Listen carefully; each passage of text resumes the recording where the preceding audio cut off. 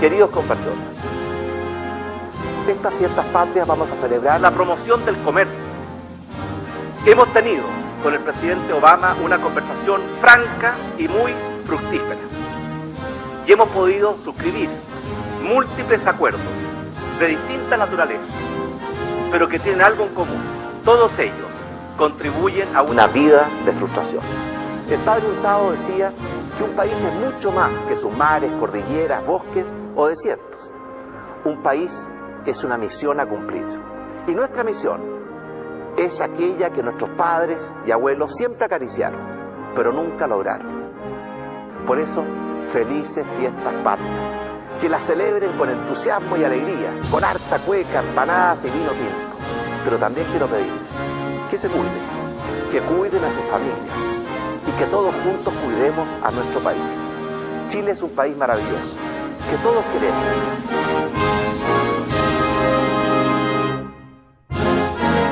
Felices fiestas patrias y ¡viva Estados Unidos!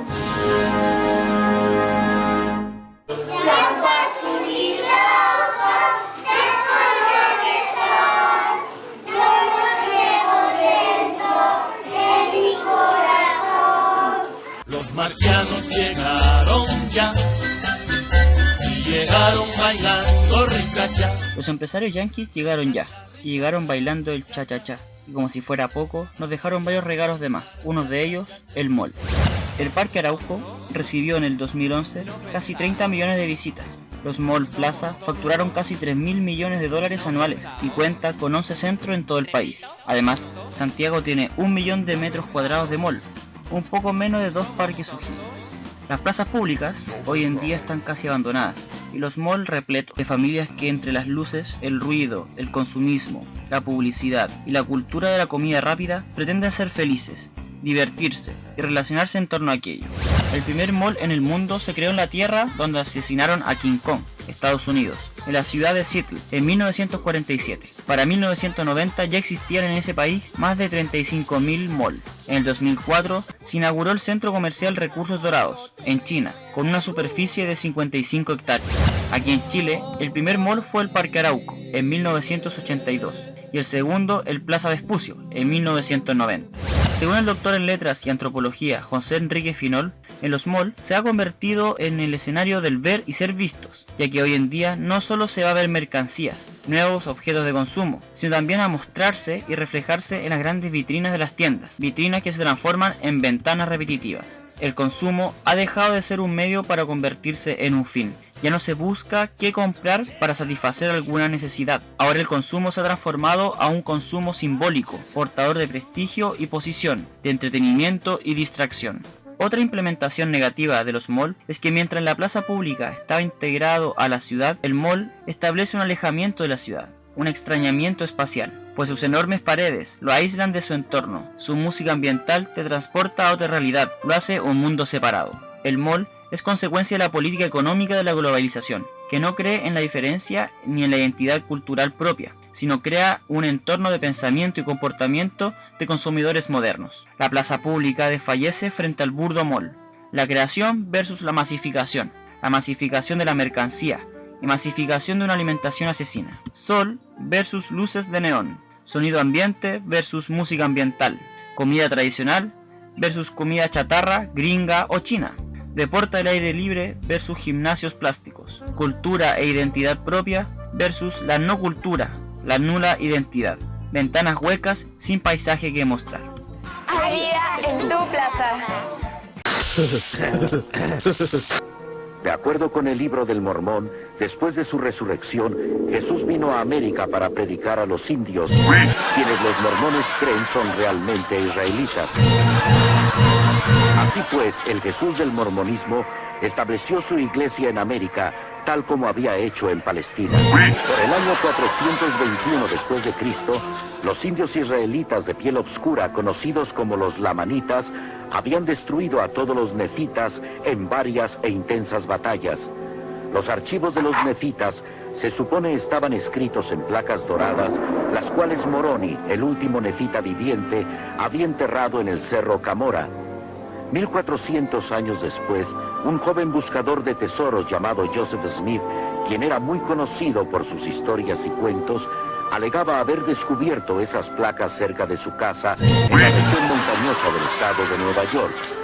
Hoy en día, Smith es honrado por los mormones como profeta por haber dicho que había tenido visiones del mundo espiritual en las cuales había sido ordenado a que organizara la iglesia mormona porque todos los credos cristianos eran una abominación. Los mormones enseñan que todos deben comparecer ante Joseph Smith, el Jesús mormón y Elohim en el juicio final. Los mormones dan gracias a Dios por Joseph Smith, quien alegaba haber hecho más por nosotros que ningún otro hombre, inclusive Jesucristo. Los mormones creen que él murió como mártir y derramó su sangre por nosotros. Cuando Dios hizo el Edén, pensó en América. Es América Latina, la región de las venas abiertas. Desde el descubrimiento hasta nuestros días, todo se ha transmutado siempre en capital europeo, o más tarde norteamericano, y como tal se ha acumulado y se acumula en los lejanos centros de poder. Todo, la tierra y sus frutos y sus profundidades ricas en minerales, los hombres y su capacidad de trabajo y de consumo, los recursos naturales y los recursos humanos, el modo de producción y la estructura de clases de cada lugar han sido sucesivamente determinados desde fuera, por su incorporación al engranaje universal del capitalismo. Esta visión expresada por Galeano en su obra llamada Las venas abiertas de América Latina nos lleva a cuestionarnos. ¿Dónde queda la tan anhelada autodeterminación de los pueblos americanos? ¿De qué nos ha servido la tan promocionada democracia al momento de escoger cómo queremos vivir? La democracia representativa ha sido la manera que ha encontrado la clase política, que sirve realmente a intereses extranjeros, de mantenernos al margen del poder, por el convencimiento que han instalado de que la manera de participar políticamente y de ejercer nuestra libertad es escogiendo quién nos someterá por el siguiente periodo. Independiente de quién se encuentre en el poder, el peso del cargo lo transforma en un dominador de destinos y a sus electores en dominados. Pero es necesario reconocer que algunas autoridades latinoamericanas no han respondido las lógicas tradicionales de la posición que ocupan y por este motivo han sido sacadas de dicho cargo. Los golpes militares y las dictaduras son parte de la tradición política de nuestro continente, por lo menos en lo que respecta a la zona centro-sur del mismo, influenciados precisamente por el gobierno de quien nos trata y considera como su patio trasero, Estados Unidos. La intervención estadounidense comienza en tiempos de la colonia, cuando en 1817 se declara neutral ante la Guerra de Independencia latinoamericana, pero a pesar de esto, envía armas a los españoles en las goletas Tigre y Libertad. En el año 1846, Estados Unidos emprende una guerra contra México, país que finalmente es forzado a ceder al vecino del norte la mitad de su territorio. En 1904, la infantería de marina estadounidense desembarca en República Dominicana para sofocar un levantamiento armado opositor. En 1964, el presidente de Brasil, João Goulart, es víctima de un golpe de Estado apoyado y promovido por Estados Unidos. En 1973, los militares toman el poder en Uruguay, apoyados por Estados Unidos. En el mismo año, un golpe de Estado instigado y organizado por el país del norte derroca al gobierno electo del presidente Salvador Allende en Chile. Durante 1976, asume el poder una dictadura militar en Argentina en el mismo contexto. En 2002, Estados Unidos apoyó y financió a los elementos que organizaron el fallido golpe de Estado de 11 de abril en Venezuela. El 28 de junio de 2009 fue el turno de Honduras. El 30 de septiembre de 2010 se produce un intento de golpe en Ecuador. Por último, es el turno de Paraguay, donde fue destituido Lugo a través de lo que mediáticamente se ha conocido como golpe parlamentario. Los contextos históricos, políticos, sociales y culturales han sido diferentes en todos los casos mencionados, pero a todos ellos los reúne una variable. Las propuestas de sus gobiernos perjudicaban de una u otra manera los intereses de esos que nos han gobernado sin la necesidad de colonizarnos, haciéndonos creer que somos libres, esos que se nombran como el país de la libertad, pero que han de someter a todos aquellos que no responden a su lógica de interés precisamente en nombre de su concepto de libertad. Camino sin cesar detrás de la verdad y sabré lo que es al fin la libertad.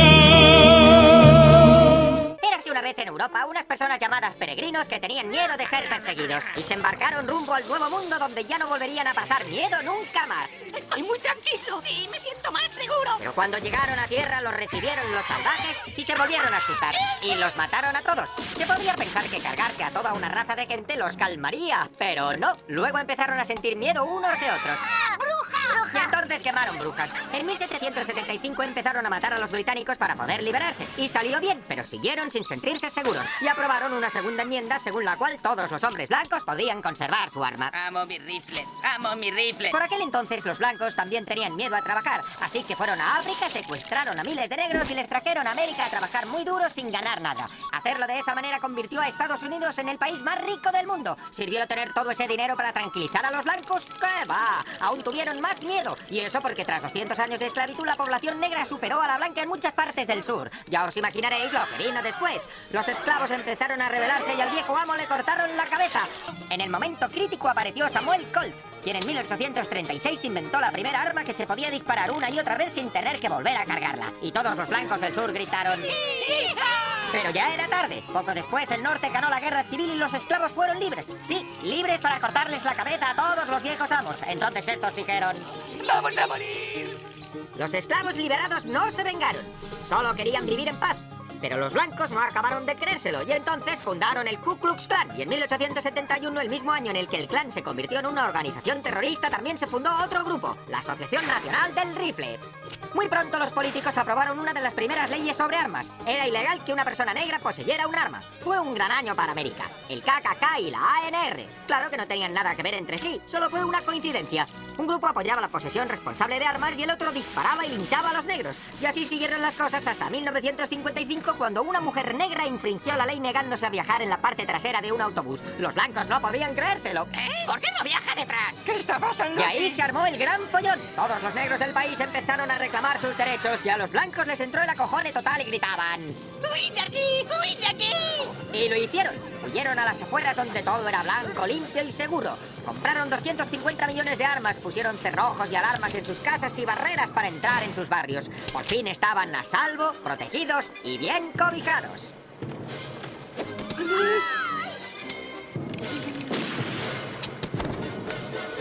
Y todos vivieron felices y comieron perdices.